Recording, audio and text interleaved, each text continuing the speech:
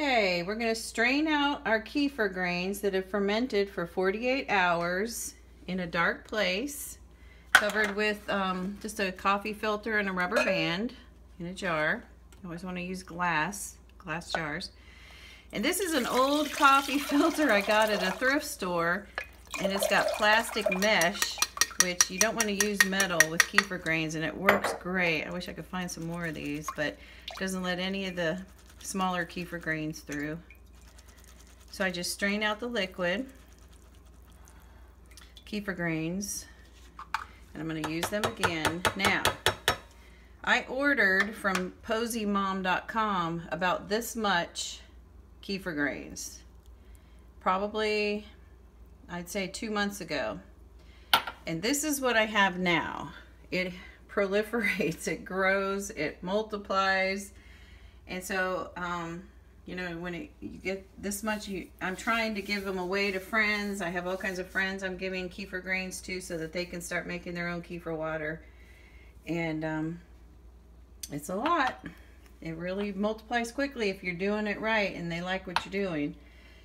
So after I strain the water into here, I'm going to add some more sugar because I added sugar in the first process. And it's gone now because the probiotic grains eat the sugar.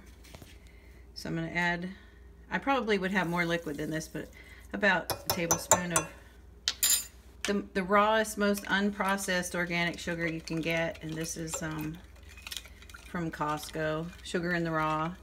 But you can use sucanat, you can use molasses if you want to go real natural. It's kind of sticky and gooey and hard to deal with, but molasses will work, or just organic sugar like you get in the store that's sort of an amber color. That'll work too, as long as it's organic. You want to use organic sugar. And then at this point we can pour this sweetened kefir water into our container in the refrigerator that we're going to drink out of. Or you can send it through a second fermentation process, but